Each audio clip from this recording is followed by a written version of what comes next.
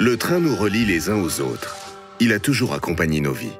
Mais la première ligne de chemin de fer mise en service en 1827 ne transportait pas des passagers, elle transportait du charbon et la traction des wagons était alors assurée par des chevaux.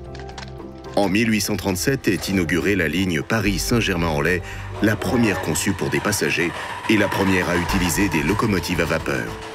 Le réseau ferroviaire s'étend tout au long du 19e siècle à l'initiative de compagnies privées, pour la plupart dédiées au transport de marchandises. À partir de 1842, l'État peu à peu devient propriétaire des terrains choisis pour l'emplacement des voies, finance la construction des infrastructures et accentue sa tutelle sur les compagnies privées. En 1938, ces compagnies sont nationalisées. La Société nationale des chemins de fer français, la SNCF, est née.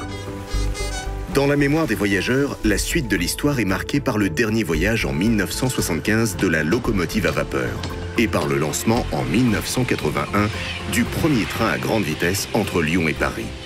Mais ces événements évocateurs occultent une autre réalité.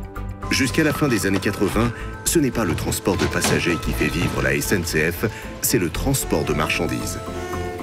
Les 2/3 des marchandises transportées à travers la France le sont alors par le rail, et plus de 200 000 cheminots travaillent directement ou indirectement pour le fret ferroviaire.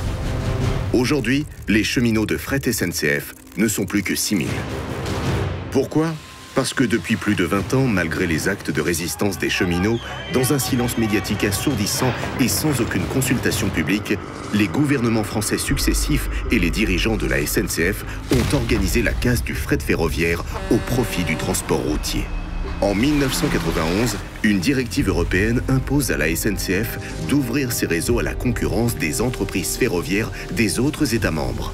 Le gouvernement transpose cette directive dans le droit français en 1995, en allant bien au-delà des exigences européennes. Commence alors une inexorable déréglementation du transport de marchandises qui suit celle de la Poste, d'EDF ou de GDF. Toujours moins de services rendus à l'usager, des tarifications en hausse, des territoires qui se désertifient et toujours plus de profits dans les caisses des grands groupes privés et de leurs actionnaires. Mais au fur et à mesure que son activité fret déclinait, l'endettement de la SNCF augmentait. Aucun des nombreux plans de restructuration qui se sont succédés n'a jusqu'à aujourd'hui été efficace. Peu importe, on continue à supprimer des emplois de cheminots et parallèlement, on pousse à saturation les routes de France. 87% des marchandises transitent désormais par la route. Le transport routier coûte pourtant bien plus cher que le rail aux citoyens, qui paient la route 2 fois, en finançant les infrastructures routières par leurs impôts et leurs contributions au péage, et en subissant les incidences de la saturation du trafic sur leur santé et leur qualité de vie. Pollution, épuisement des ressources naturelles, vie humaine.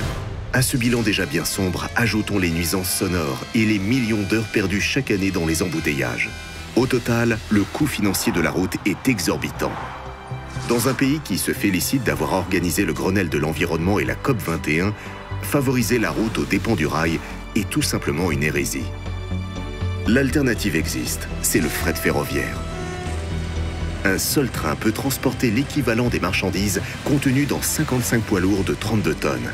Le fret ferroviaire, c'est 3,5 fois moins de CO2 dégagé, d'énormes économies d'énergie, moins d'accidents, moins d'embouteillages, moins de temps perdu, moins de bruit. Les bénéfices environnementaux et sociétaux du fret ferroviaire sont énormes. La caisse du fret, qui a déjà remis plus d'1 800 000 camions par an sur les routes de France, s'amplifie encore en 2006, date à laquelle le gouvernement décide de rendre effective l'ouverture du marché du fret à la concurrence. La direction de la SNCF prend alors une décision que l'on peut qualifier d'ubuesque. En 2008, elle rachète Géodis et devient ainsi le premier transporteur routier de France, organisant en son sein même la concurrence.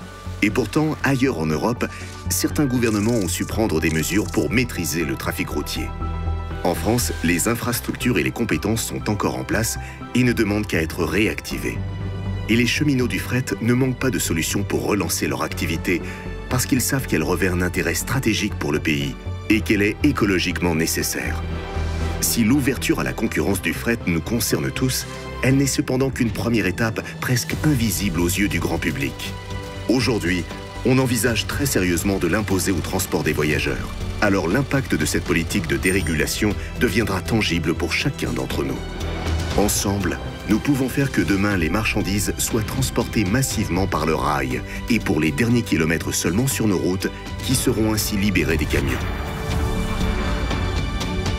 Le fret, un enjeu d'intérêt public, une solution d'avenir.